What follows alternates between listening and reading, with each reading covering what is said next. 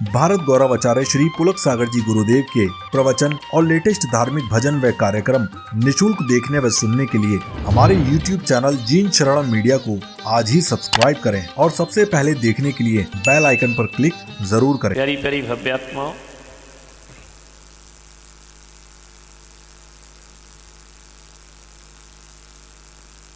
इस देश के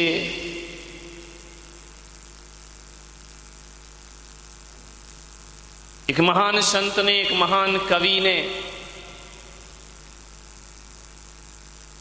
एक संदेश दे दिया।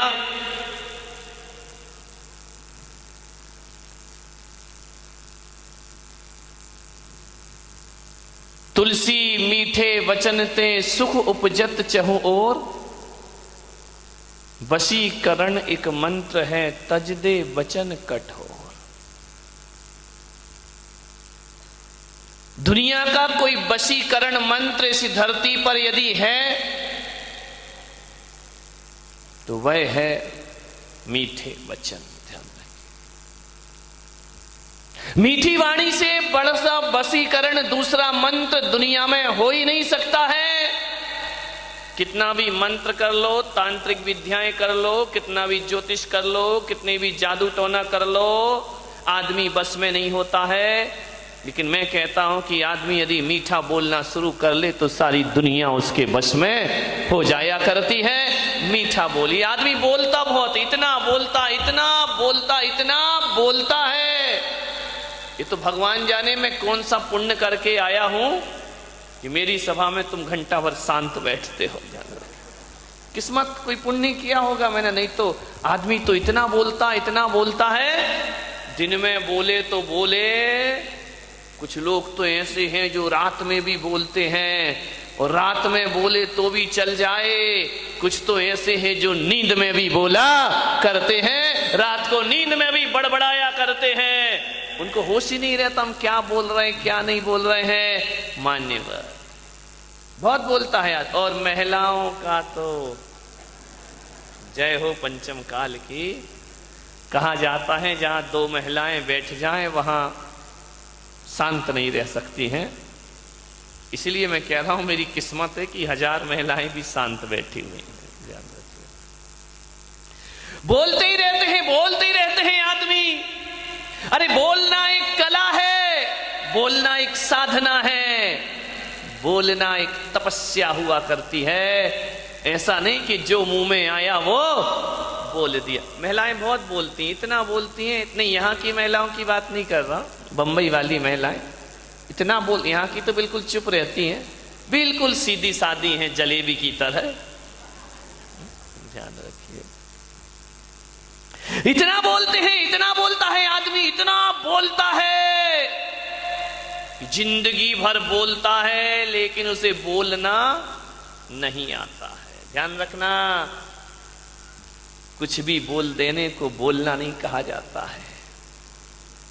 सारे दिन बड़बड़ बड़बड़ बड़बड़ बड़बड़ बड़बड़ बड़बड़, ये बकवास है, ये बड़बड़ाना है, ये बोलना नहीं है। बोलना कब पता चलता है?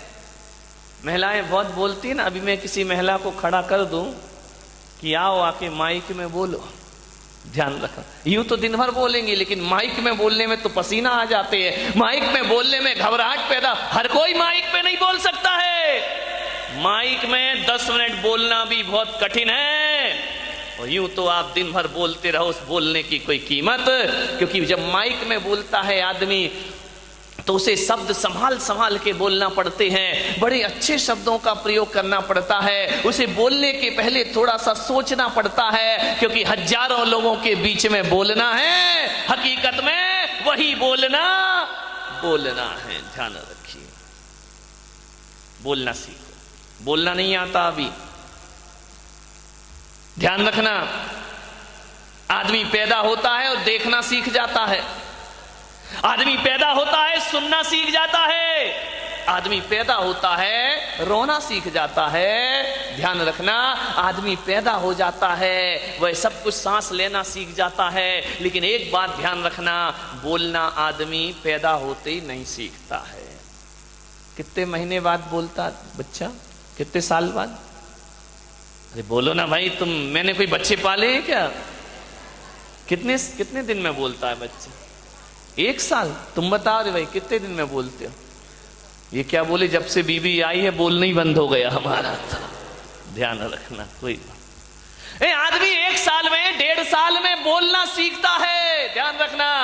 देखना तुरंत सीख जाता है, सुनना तुरंत सीख जाता है, रोना तुरंत सीख जाता है पैदा होते, लेकिन बोलना नहीं सीख पाता है। बोलना सीखने के लिए 1.5 साल लगता है बच्चे को, क्या बोलना है और क्या नहीं बोलना है। इसका मतलब है आदमी जन्म के साथ वाणी को लेकर नहीं आता है, जन्म के साथ वचनों को लेकर नहीं आता है, जन्म के साथ आदमी भाषा को लेकर के नहीं आया करता है। उसे ये बोलना सीखने के लिए 1.5 साल लग जाया करते हैं। एक बात याद रखना, बच्चा वही बोलेगा जो घर में बोला जाएगा। ध्यान रखिए।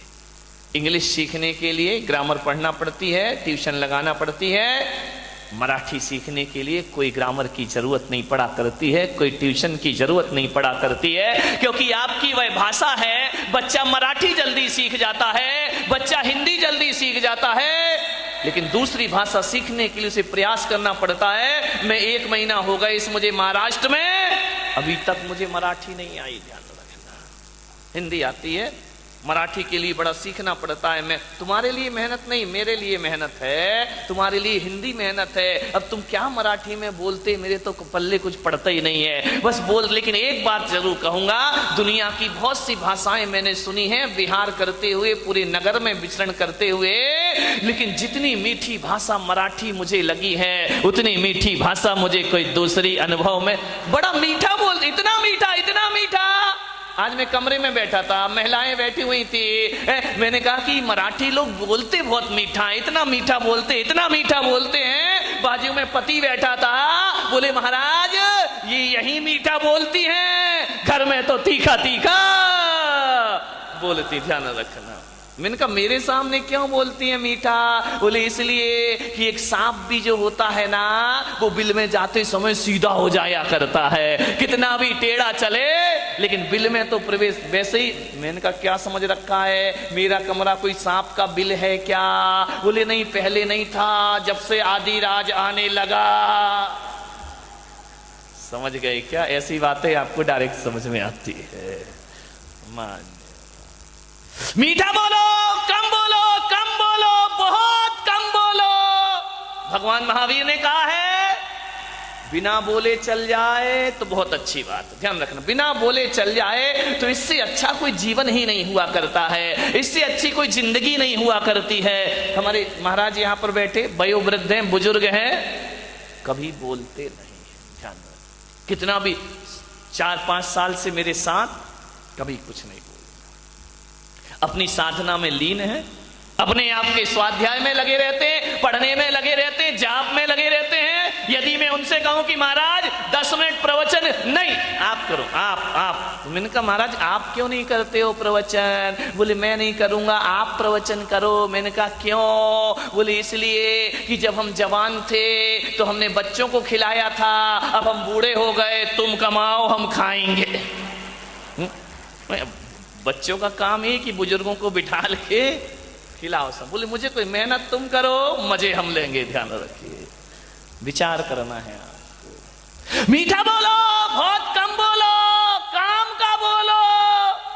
आदमी काम का नहीं बोलता है, बोलता तो बहुत है, इतना बोलता है, लेकिन काम का एक भी नहीं बोला करता है। आपसे मैं निवेदन करता हूं कि जिंदगी में 99% बातें ऐसी होती हैं जिनका जवाब देना कोई जरूरी नहीं हुआ करता है, लेकिन आदमी फालतू की बातों का जवाब देते रहता है, बेवजह बोलते रहता है। नहीं भाई, जरूरी है। महावीर भगवान ने कहा है बिना बोले काम चल जाए तो बहुत अच्छा है, ना चले। पहले तो बोला कि वचन गुप्ती रखो, बोलो ही मत। फिर बोले यदि नहीं चलता है काम तो भाषा समिति को अपनाओ, हित मित प्रिय वचन बोलो। ऐसे वचन बोलो जो हितकारी हो, मीठे हो और सुनने वाले को अच्छे लगते हो। भाषा समिति साधु के लिए बोला है, भाषा समिति से बोला कर। ध्यान रखो, साधु जब भी बोलता है शब्दों को संभाल के बोलता है। संत जब भी बोलेगा भाषा समिति से बोलेगा, मीठा बोलेगा, प्रिय बोलेगा। वो महावीर की नजरों में साधु है। और जो अनर्गल बोला करता है, साधु का भेष रख के भी जो अपनी भाषाओं की मर्यादा को नहीं रखता है, महावीर की नजरों में वो संत होने के लायक नहीं। मीठा मीठा बोलो, अच्छा बोलो। ये जो भीड़ बढ़ते जा रही है रोज रोज, ये अच्छे पंडाल के लिए नहीं बढ़ रही है। अच्छा मंच लगा है इसलिए पब्लिक नहीं है, पब्लिक को कोई मतलब नहीं, तुम कुछ भी लगा दो ना। अच्छे मंच के लिए बढ़ रही है ये भीड़, जो पब्लिक दिनों दिन बढ़ते जा रही है, ये अच्छे खूबसूरत पंडाल के लिए नहीं बढ़ रही है, यहाँ की व्यवस्था और स्वागत सत्कार के लिए नहीं बढ़ रही है। ये भीड़ अगर बढ़ रही है तो संतों के मीठे वचन सुनने के लिए लोग यहाँ पर क्या मिल। जैनों की सभा में कुछ नहीं मिलता मेरे भाई, और लोगों का सत्संग हो तो कम से कम मिठाई तो मिलती है, प्रसाद तो मिला करता है। जैनों के हाथ तो एक मुट्ठी बाद प्रसाद भी प्राप्त नहीं हो। ध्यान रखना, यहाँ प्रसाद मिलता है, खाने वाला प्रसाद नहीं मिलता। यहाँ तो जिंदगी को जीने वाला प्रसाद प्राप्त हुआ करता है कि जिंदगी को आप कैसे जी सकते, आनंद के साथ कैसे जिए, अपना जीवन कैसे बदलें। खाने पीने का नाम जिंदगी नहीं है, जीना आए तो जिंदगी हुआ करती है। ध्यान रखिए। मान्यवर, मीठा बोलो, ज्यादा मत बोलो। ज्यादा बोलोगे, बड़बड़ करोगे, बकबक करोगे, ज्यादा जुबान चलाओगे तो कोई ना कोई जुबान काटने वाला भी तुमको प्राप्त हो जाएगा। ध्यान रखना, आदमी जब तक नहीं बोलता ना, तब तक उसके बारे में आप कोई निर्णय नहीं ले सकते कि आदमी कैसा है, कैसा है, कैसा जीता है, कैसा होता है, आदमी का स्टेटस क्या है, आदमी का जीवन कैसा है, आदमी का व्यक्तित्व कैसा है। मौन आदमी के बारे में आप कुछ निर्णय नहीं ले सकते हैं। लेकिन जैसे ही आदमी बोलता है ना, पता चल जाता है कि इस आदमी की औकात क्या हुआ करती है। ध्यान रखना, वो आदमी कैसा है इसका अंदाजा तब लगता है जब वो गुस्से में भर के बोला करता है। ध्यान रखिए, वाणी से हमारे संस्कार पता चल जाते हैं, बोलने से हमारे भीतर के चरित्र का पता चलता है। वाणी संस्कारों का दर्पण हुआ करता है। ध्यान रखिए, जिसमें आदमी के व्यक्तित्व को देखा जा सकता है। बहुत अच्छे, बड़ी प्रभावी ढंग से वाणी बोलिए। एक रानी थी, उसे खाने का बड़ा शौक था, इतना शौक, इतना शौक, इतना शौक कि महल का भी खा जाए और कोई बाहर से बुलाए तो उसके घर भी खाने चली जाए। एक बार राजा रानी दोनों बैठे थे। राजा ने कहा कि महारानी, जीवन में वाणी का बड़ा महत्व हुआ करता है। रानी ने कहा, वाणी यानी कुछ नहीं, जीवन में तो जीवन वाणी का बहुत महत्व हुआ करता है। बोले क्या मतलब है? बोले खाने का बहुत मतलब हुआ करता है। राजा ने कहा, देखो रानी, खाना महत्वपूर्ण नहीं, वाणी महत्वपूर्ण हुआ करती है। रानी ने कहा, मैं ये बकवास नहीं मानती हूं, खाने से अच्छा तो दुनिया में कुछ नहीं हुआ करता है। खाना यदि अच्छा मिल जाए तो जिंदगी का आनंद बरस जाता है। राजा ने कहा, वाणी की कीमत है। रानी ने कहा, नहीं, खाने की कीमत है। दोनों में विवाद बढ़ गया। मंत्री वहीं खड़ा था। मंत्री ने कहा, महाराज, आप राजा, ये रानी, दोनों के बीच में बोलना उचित नहीं है। राजा ने कहा, मंत्री जी बताओ, भोजन का ज्यादा महत्व है या वाणी का ज्यादा महत्व है? मंत्री ने कहा, महाराज, ये फैसला तो रानी ही करेगी, मैं क्या बोल सकता हूं। बोले नहीं नहीं, बताइए, वाणी कीमती होती है या भोजन कीमती होता है?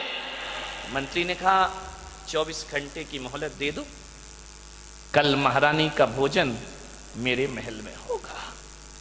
रानी ने कहा, भोजन होगा? बोले हाँ। अरे रानी ने कहा, मंत्री जी ढंग से बनाना, तुम्हारे यहाँ पहली बार तो मैं जीवन करने आ रही हूँ, पहली बार तो भोजन करने आ रही हूँ, जरा अच्छा भोजन। अरे बोले महारानी, ऐसा भोजन बनेगा, ऐसा भोजन बनेगा कि बड़े बड़े राजाओं के यहाँ भी ऐसा भोजन। रानी ने कहा, मैं आऊंगी, पक्का आऊंगी। भोजन सुन के तो रानी होने तैयार हो जाती थी। मंत्री ने बुलाया, 56 भोग बनाए, रसगुल्ला, गुलाब जामुन, चमचम, जलेबी, पानी पूरी। कौन बोला हमारे मुंह में पानी आ रहा? भागा, अभी खा लेना घर जाके, शांति रखो।